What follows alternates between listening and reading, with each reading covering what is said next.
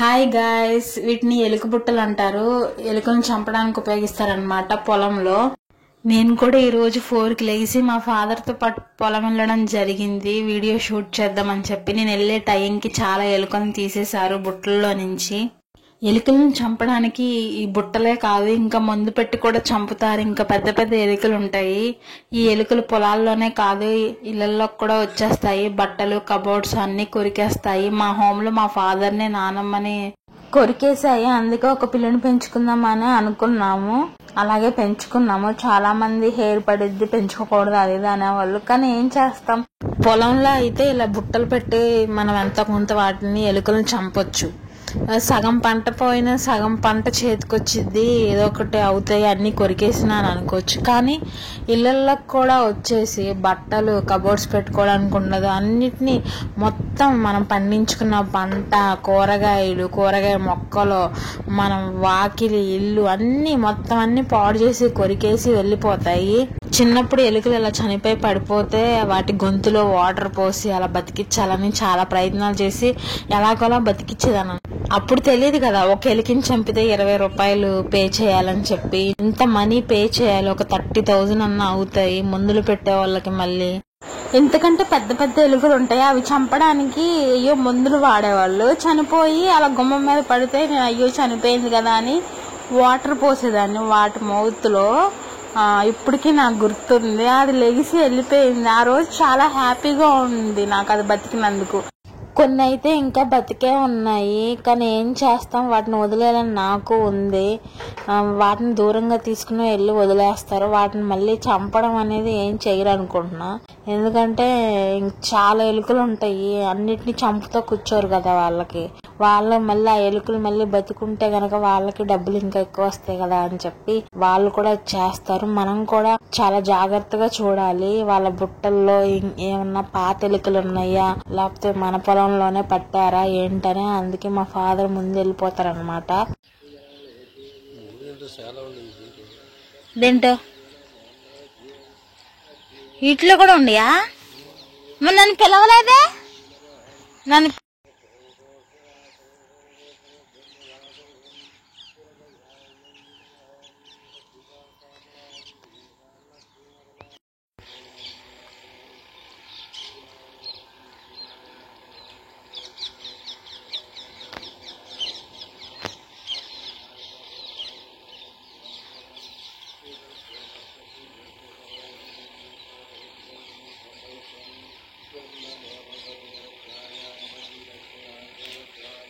అది చేయని బాగుండదా?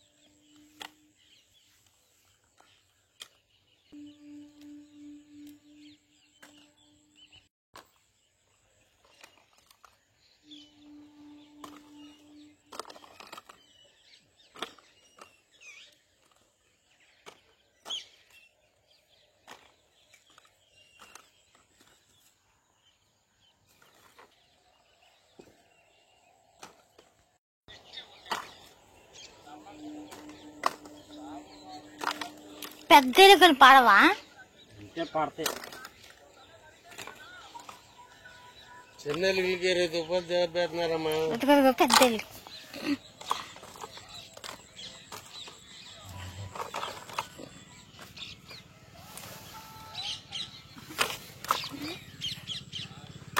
ఓకే.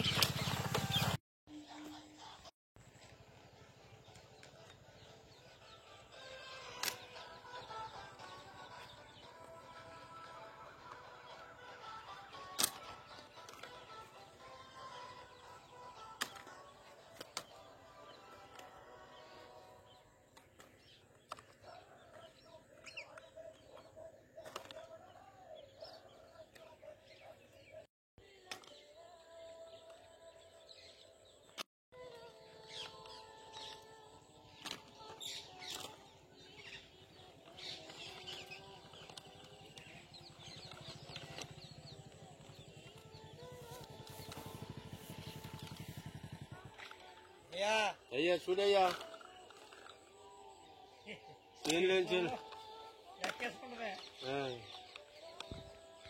అది చేను లేకపోయినా అర్థంగా అది తింటాను, అది చేను లేకపోయినా వచ్చు.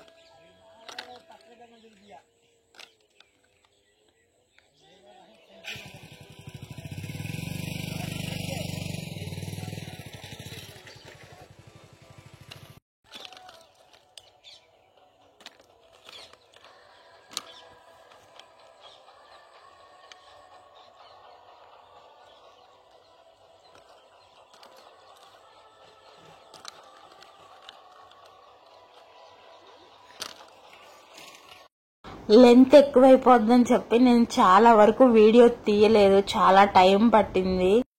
మీకు ఈ వీడియో కనుక నచ్చినట్టయితే లైక్ చేయండి గాయ్స్, షేర్ చేయండి, సబ్స్క్రైబ్ చేసుకోండి మరిన్ని వీడియోస్ కోసం. చిన్న ఎలుక పైన చిన్న పిల్లలాగా ఉంటది, అది ఆ ఎలుక పైన 20 రూపీస్, పెద్ద ఎలుక పైన 20 రూపీస్, ఏవైనా 20 రూపీసే. ఇంకా ముందు పెట్టే వాళ్ళు ఉంటారు, వాళ్ళు బియ్యంలో లేకపోతే టమాటాలు ఉల్లిపాయలు కలిపి పెడతారనమాట. పొలం అంతా చుట్టూ తిరిగి సంవత్సరానికి ఇన్ని సార్లు అని పెడతారు. ఎన్ని మందులు పెట్టినా అంతగా ఏమి చావు. నేను చూసినంత వరకు ఒక పిల్లికే దడిచి వెళ్ళిపోవడం, పారిపోవడం జరిగింది. నేను ఇన్స్టాగ్రామ్ లో ఒక పిక్ చూసాను, ఒక ఇల్లు ఉంటది, చుట్టూ అడవులు ఉంటే ఆహా ఎంత బాగుంటదో, చాలా హ్యాపీగా ఉండొచ్చు అని అనుకుంటా ఉంటారనమాట. దేనికున్నవి దానికున్నాయి. మనం ఎప్పుడు ఒకరిని చూసి వాళ్ళు హ్యాపీగా ఉన్నారు వాళ్ళలాగా మనం ఉండాలనుకోకూడదు.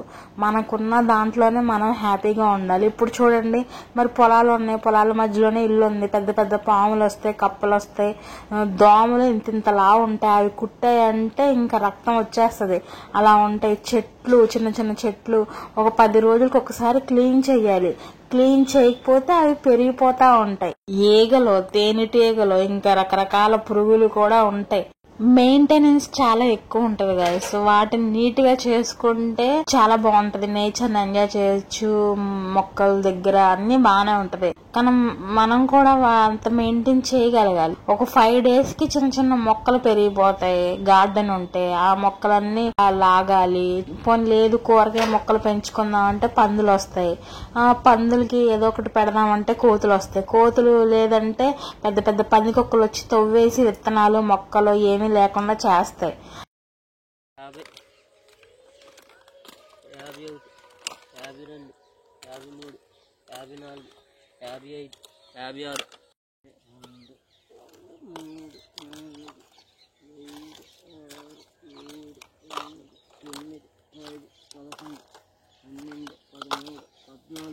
55,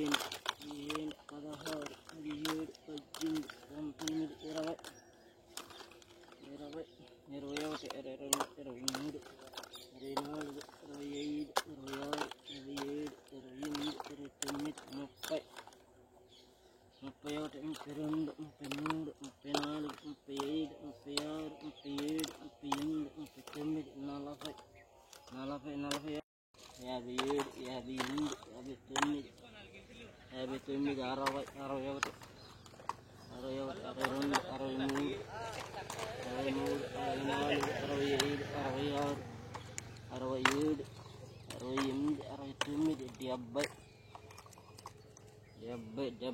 71, 72, 73, 73, 74, 75, 76, 77, 78, 79, 80, 81, 82, 83, 84, 85, 86, 87, 88, 89, 90, 91, 92, 93, 94, 95, 96,